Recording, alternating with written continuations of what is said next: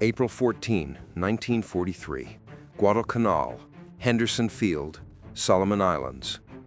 The rain came in thin, needling sheets that clung to uniforms and stung bare skin, turning the red volcanic dirt of Henderson Field into a thick, sucking slurry as mechanics crawled under the long, angular wings of the P-38 Lightnings, their lamps covered with mud-streaked canvas to stay invisible to Japanese night scouts. The field smelled of wet canvas, gasoline, tropical rot, and the bitter exhaust residue that coated everything on this battered island, while the Lightnings sat like predatory birds in the dark, each one armed with a 20mm Hispano cannon, 4.50 cal Brownings, and swollen drop tanks that looked almost unnatural beneath their long booms.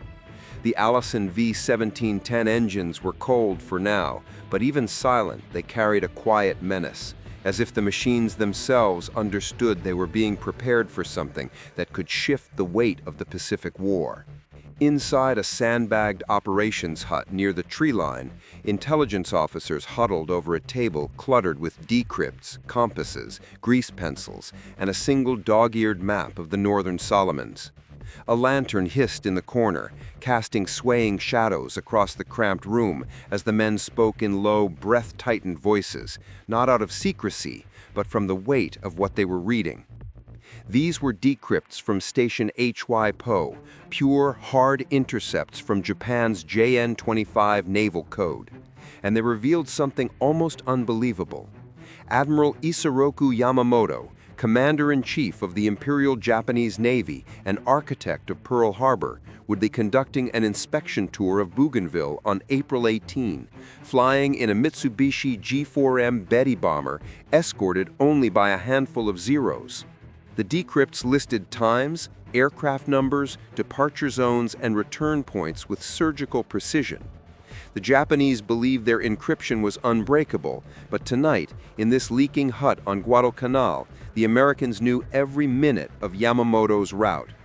Major John Mitchell, commander of the 339th Fighter Squadron, traced the planned interception arc with a gloved finger. A long, treacherous curve, demanding that the P-38 skim just above the sea's surface for nearly 430 miles to avoid Japanese radar, stretching their fuel to the edge of impossibility. Even with oversized drop tanks, the margin for error was brutally thin. A slight misread of wind drift or a change in pressure could leave the squadron gliding powerless into the open sea. Mitchell knew the order had come from Admiral Halsey himself: intercept and destroy. No capture, no alternative. And although the message avoided stating Yamamoto's name, every man in the hut understood exactly who the target was. Outside, thunder rolled through the jungle canopy, while a Lightning flicked its landing lights for a test, illuminating a mechanic's tired, wary face. He had spent hours checking the hydraulics and ignition systems, aware that these aircraft were the only thread between the pilots and a nameless death somewhere over the Solomon Sea. The mission felt different tonight, heavier. Many of the men had lost friends at Pearl Harbor, and though the briefing forbade emotion, no one could fully hide the sense that they were preparing to strike at the heart of the enemy. A soaked runner burst into the hut carrying a sealed envelope. He dropped mud across the floor as he delivered it, and when the intelligence officer tore it open, the room fell silent. The new decrypt revealed a small but unsettling update. Yamamoto's itinerary had shifted by 15 minutes. A tiny change, but in a mission like this, 15 minutes could separate victory from empty sky, or an ambush. The Japanese rarely altered schedules once set, and rumors from HYPO suggested Tokyo might be sensing irregularities in its communication security. Some officers muttered that it could be weather or mechanical delay, but Mitchell felt a cold prickle down his spine.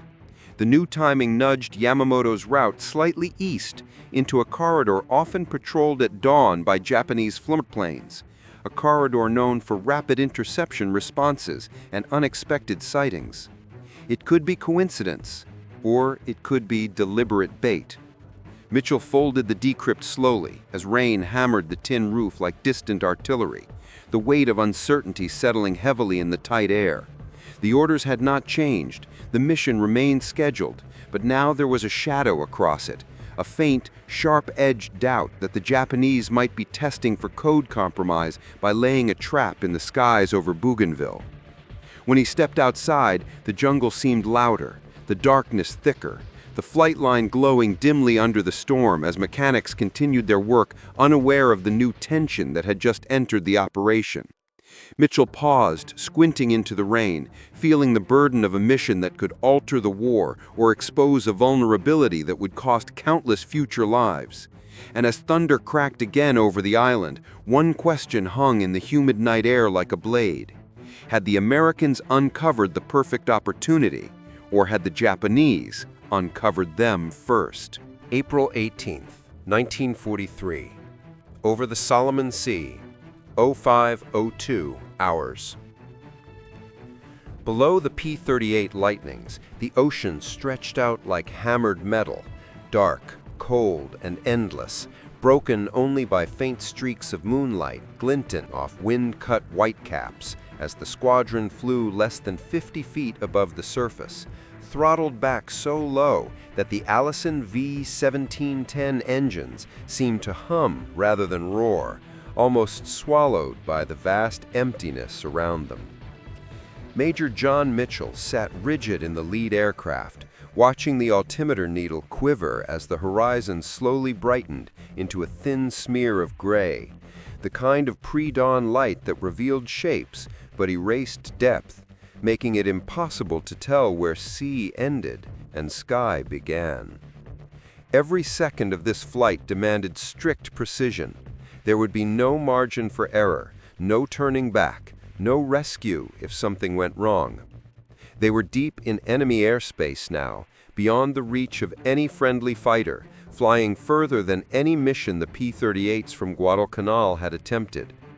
If a mechanical issue emerged, if a drop tank malfunctioned, if a Zero patrol spotted them early, nothing but the cold Pacific waited below. The men knew it too. Even through radio silence, Mitchell could sense the tension radiating across the formation. Thomas Lanphier, flying in the right element, kept glancing at his fuel gauge, his lightning wobbling slightly each time he corrected. Beside him, Rex Barber gripped the controls tighter than usual, his shoulders locked, his movements stiff, as though he feared that even a careless turn might break the thin thread of precision holding this mission together. Earlier, back at Henderson Field, their pre-flight ritual had been quiet. No wisecracks, no half-smiles, only the muted rustle of parachute straps, the thump of boots against metal ladders, the soft clicks of safety harnesses being secured. The weight of what they were attempting had sunk into everyone. This wasn't a routine patrol. This wasn't intercepting a bomber formation or strafing a supply ship. This was something far more calculated, an operation aimed at one man, one of the most guarded figures in the Japanese Empire. And yet everything depended on the fragile accuracy of the decrypts they carried. At 05:14 hours, the squadron banked gently north as the first hints of dawn spread across the water, turning the horizon from gray to blue-gray. A thin haze lifted from the sea, blurring the edges of the lightnings as they skimmed the surface. Mitchell checked the chronograph strapped to his kneeboard. According to HYPO's decrypts, Yamamoto's G4M bomber should be scheduled to depart Rabaul about now, unless the 15-minute alteration was real, unless the Japanese had changed more than they'd let slip, unless the suspicious timing shift had been deliberate. The uncertainty gnawed at him like a cold toothache, but the mission required commitment, not certainty. He inhaled slowly, the oxygen mask cold against his cheek. "Stay low, no higher than 50 feet, he whispered into the radio. Static crackled back, then faint clipped clicks of acknowledgement. No one dared speak. The lightnings pressed on, slicing across the Solomon Sea. By 05:45 hours, the coastline began to rise from the water, a dark, jagged silhouette of Bougainville's volcanic mountains. The jungle canopy looked almost black in the low light, a solid mass of shadow stretching inland, hiding Japanese radar stations, fuel depots, anti-aircraft positions, and zero strips. Kahili and Balale airfields were close enough that Zeros could be in the air within 2 minutes of an alarm. The squadron's survival depended entirely on remaining unseen until the final ascent toward the interception point. Mitchell tapped his compass again, then frowned. The numbers felt slightly off. A subtle drift had pulled them a few degrees west of their predicted course. He adjusted, correcting the heading, but a question gnawed at him. Had the winds shifted again, or had the Japanese altered Yamamoto's route beyond the decrypt they had intercepted? He aligned the squadron with the new heading. The pilots followed without hesitation. The mountains grew clearer, dark ridges wrapped in mist, with the first gold hints of sunlight catching the tops of the trees. The sea behind them brightened into a burning reflection, so bright it stabbed through the canopy. In a few minutes, they would make the most dangerous move of the mission, a controlled climb over the southern tip of Bougainville. Even at minimal altitude, a glint of sunlight on a canopy, a shadow crossing the treetops, or the engine echo against the cliffs could alert Japanese lookouts. Mitchell eased the throttles forward. The Lightnings began their ascent, engines growling in low, restrained power. Fuel gauges dipped. The needles sank faster than Mitchell liked. "Drop tanks," he ordered. One by one, metallic thumps echoed through the air as the tanks disengaged, tumbling into the waves below. The P-38 surged forward, freed of their heavy bellies. The ascent continued to 600 feet, then 800 feet, then 1,000 feet, just enough to clear the southern ridges. The smell of jungle moisture hit them even at altitude, a humid, earthy scent riding the wind. As they passed over the first ridge, Mitchell's breath caught. The valley below was shrouded in low fog.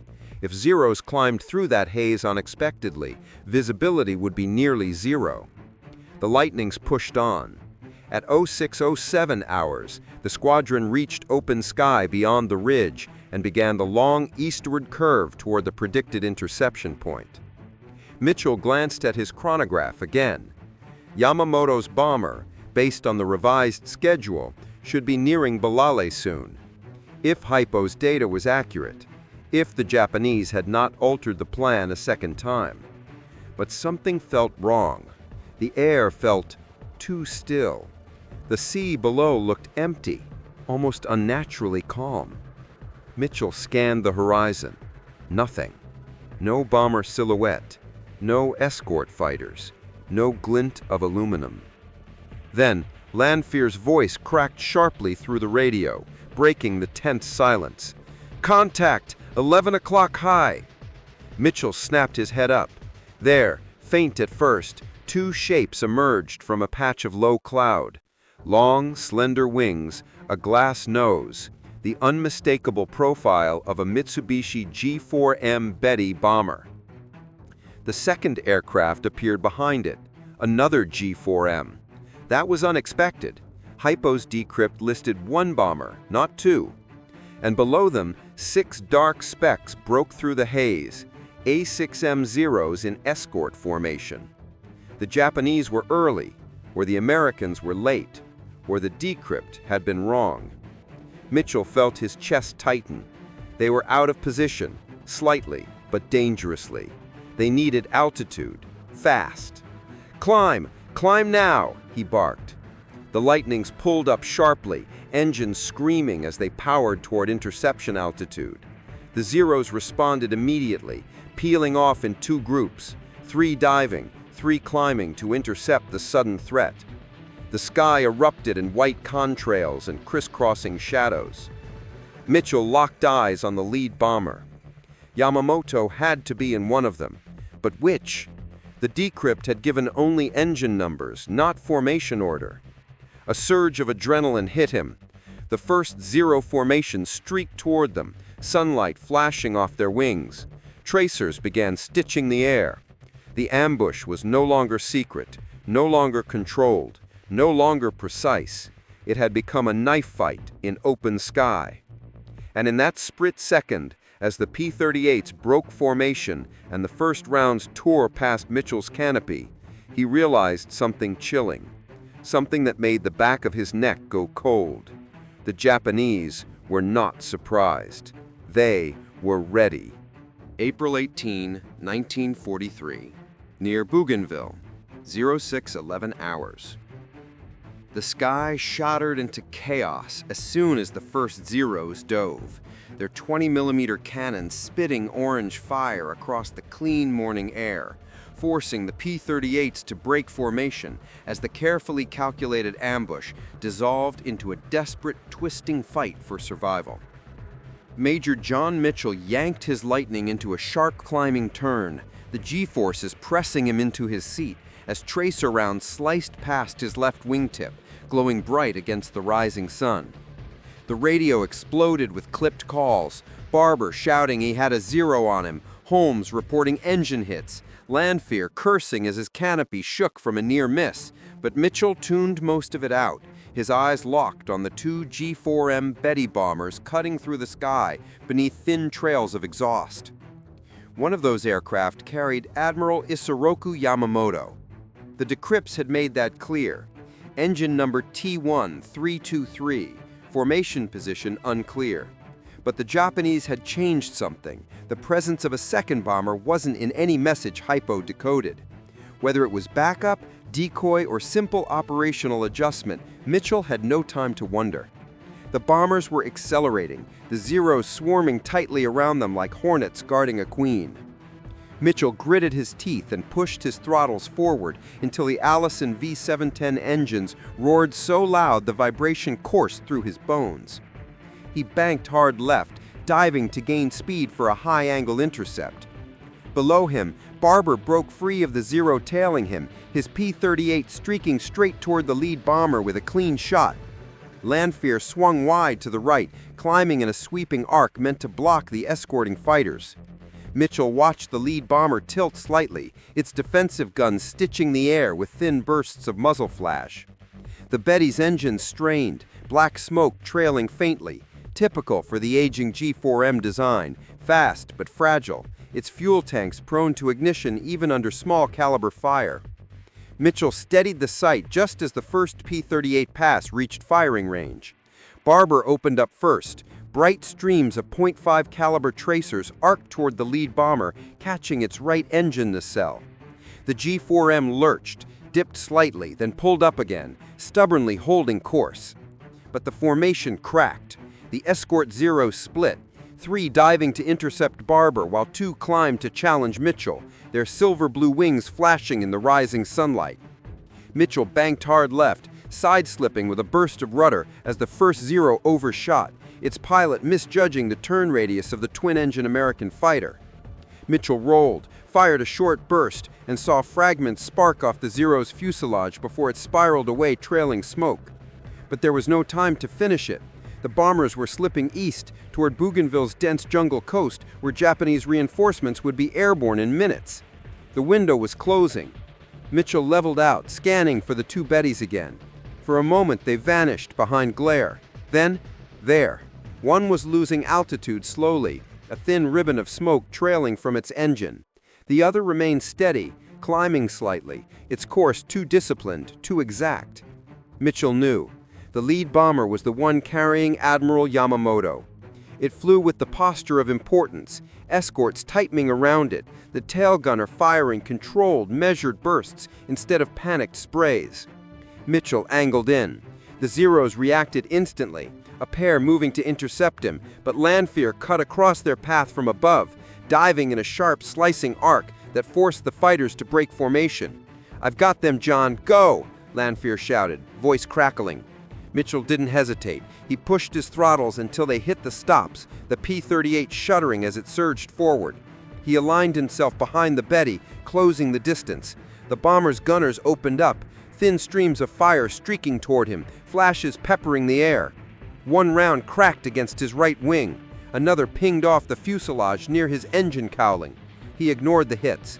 The bomber grew larger in his sights, its green fuselage gleaming faintly as morning light broke fully across the sky.